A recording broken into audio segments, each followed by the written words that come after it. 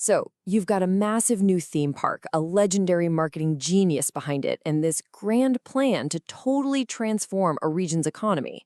But when the gates finally swung open, the story, well, it took a really shocking turn. Let's get into how this dream project became a public relations nightmare, almost overnight. Okay, so let's set the scene. We're in a part of Japan called Yambaru. And this isn't just any forest. It's a place of absolutely incredible natural beauty, a subtropical paradise so special it's actually a designated World Natural Heritage Site. It's remote, it's stunning, and for a very long time it's been pretty much untouched by mass tourism. And right in the heart of this pristine landscape, something absolutely huge has just opened its doors. Junglia, Okinawa. We're talking about a 700 billion yen bet. That's about $5 billion on a totally new kind of tourism, built on the site of an old golf course. So after all the hype, all the years of planning, and a massive grand opening, the park's debut was immediately swallowed up by controversy. So what on earth went wrong? Well, the answer is all about the huge gap between what was promised and what was delivered. First, though, let's understand the dream here. Northern Okinawa, beautiful as it is, has always been kinda off the beaten path for tourists. The whole idea behind Junglia was to create this powerful new reason to visit, to get people to stay longer, explore more, and of course, create jobs and really pump up the local economy. And the guy driving this whole vision is Tsuyoshi Morioka. Now, this is not just anybody. He's a total superstar in the marketing world, famous for pulling off the incredible turnaround of Universal Studios Japan. So when he says he believes a good future is waiting, people listen. For him, this was never just a theme park. It was about sparking a real economic revolution for the entire area. And he wasn't doing it alone. No way. Morioka's company, Katana, put together this powerhouse team, mixing huge national companies like the travel giant JTB with beloved local icons like Orion Beer. But here's the key detail. Over 70% of the investors are actually from Okinawa. This was designed to be a project by and for the community it was meant to help. And the stakes? They could not have been higher. Just look at this number. The projected economic impact for the park's first year alone, and that includes hotels, restaurants, everything around it, was a jaw-dropping 395.2 billion yen. This was supposed to be a total financial game changer. So how were they going to pull this off? Well, the park's big marketing concept was something they called power vacations.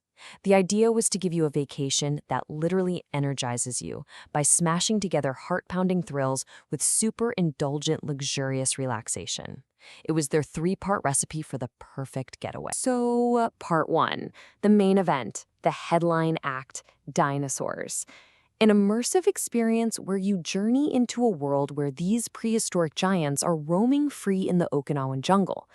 I mean, that's a heck of a hook, right? And they promised total immersion. You weren't just going to be looking at stuff from a distance. No, you'd be in a jeep, getting right up close, like within a meter of a triceratops. You'd be driving right under the legs of a 20-meter-tall brachiosaurus. And then you'd have to escape this big, dramatic T-Rex attack. It was sold as a full-on Hollywood-style adventure. All right, after the dinos, there was part two, extreme thrills.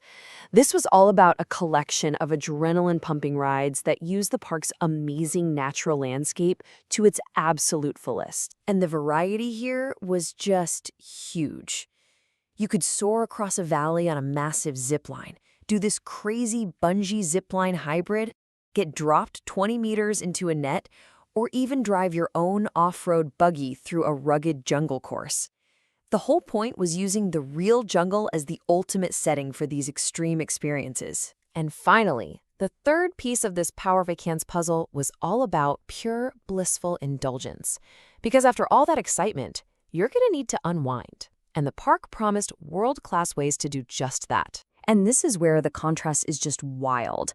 1 minute, you're running from a T-Rex. The next, you're soaking in a natural hot spring at Spa Junglia, which, by the way, has a Guinness World Record-holding infinity bath.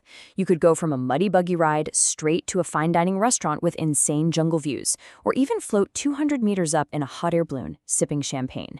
High energy meets high luxury. So you've got this incredible, ambitious vision all set.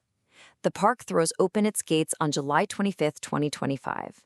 This was the moment of truth.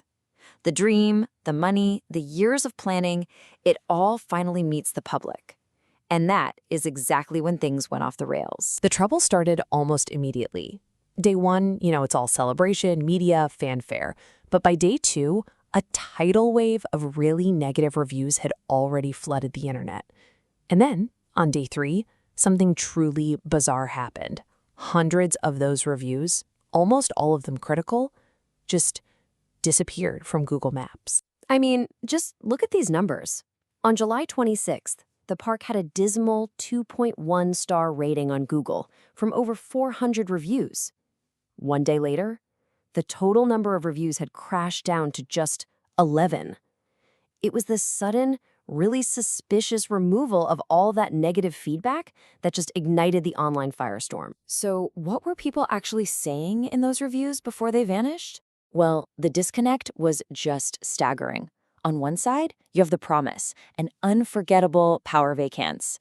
And on the other, the reality, summed up by one visitor in a post that went viral. The operations were just too disappointing. Ouch. And this quote really captures the feeling that took over. The perception quickly became that the park was trying to silence its critics instead of listening to them, and that just poured gasoline on the fire. People felt like their real, honest feedback was being deliberately erased, and the complaints were about so much more than just the disappearing reviews. They painted this picture of total chaos. People talked about terrible crowd management, super long waits for everything. Many started questioning the whole idea of a mostly outdoor park in Okinawa's brutal sun and, typhoon season. And then a bigger question came up. Why dinosaurs in Okinawa anyway? And to top it all off, the local community's worst fears about traffic jams came true on day one. All of this leaves Junglia, Okinawa at a huge, critical crossroads. After this incredible vision and a truly disastrous opening, its entire future is just hanging in the balance. The big question now is, can this dream be saved? And this really breaks down the whole conflict perfectly. On one side, you have all this incredible potential.